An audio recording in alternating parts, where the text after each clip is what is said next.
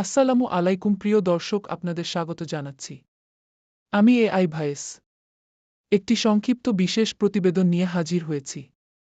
এই বিশেষ প্রতিবেদনটি আমার দেশ অনলাইন এডিশন থেকে প্রতিদিনটি লিখেছেন বশির আহমেদ। এবার আসা যাক বিশেষ প্রতিবেদনে। জুলাই বিপ্লবে উৎখাত হয়ে দিল্লির আশ্রয় থেকে দেশবিরোধী নানা অপতৎপরতায় লিপ্ত শেখ হাসিনা কখনো দলীয় নেতাকর্মীদের সঙ্গে টেলিফোনে কথা বলে তা রেকর্ড করে ফাঁস করছেন। আবার কখনো বা দলীয় কোনো জমায়েতে ভার্চুয়ালি যোগ দিয়ে নানা ধরনের উস্কানিমূলক মিথ্যা ও ভিত্তিহীন বক্তব্য দিয়ে বাংলাদেশে একটি অস্থিতিশীল পরিস্থিতি তৈরির অপচেষ্টা চালাচ্ছেন। যে কোনো মুহূর্তে তিনি দেশে ফিরে আসবেন, তিনি পদত্যাগ করেননি, তিনি এখনও প্রধানমন্ত্রী, দেশে গণহত্যার জন্য ইউনূস দায়ী, ইউনূস ও তার সঙ্গীদের খুনের দায়ে বিচার হবে, যেহেতু আমার বিরুদ্ধে ২২৭টি খুনের মামলা হয়েছে। তাই ২২৭টি খুন তো করাই যায়। যারা আমাদের ঘরবাড়িতে হামলা করছে, তাদের কাউকে ছাড়া হবে না, তাদের ঘরবাড়ি জ্বালিয়ে দিতে হবে।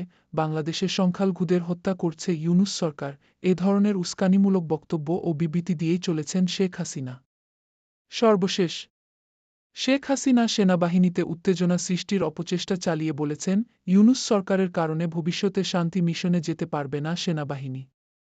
ভারতের সবুজ সংকেত পেয়েই এ ধরনের অপতৎপরতায় লিপ্ত হয়েছেন শেখ হাসিনা। কূটনৈতিক বিশ্লেষকরা বলছেন, ভারতের প্রশ্রয় পেয়ে শেখ হাসিনা যা করছেন তা আন্তর্জাতিক রীতিনীতি ও কূটনৈতিক শিষ্টাচারের চরম পরিপন্থী। বিশিষ্ট কূটনৈতিক ও ভূরাজনৈতিক বিশ্লেষক অধ্যাপক এম শহীদুজ্জামান বলছেন, শেখ হাসিনার এ অপতৎপরতা দিন শেষে ভারতের জন্যই সবচেয়ে বড় ক্ষতির কারণ হতে পারে। পররাষ্ট্র উপদেষ্টা মো.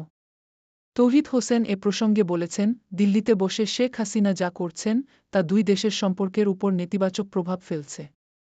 ভারতের অবশ্যই উচিত শেখ হাসিনাকে থামানো। এদিকে ভারতের পররাষ্ট্র সচিব বিক্রম মিশ্রি বিষয়টির ভিন্ন ব্যাখ্যা দিয়ে বলেছেন, দিল্লিতে শেখ হাসিনার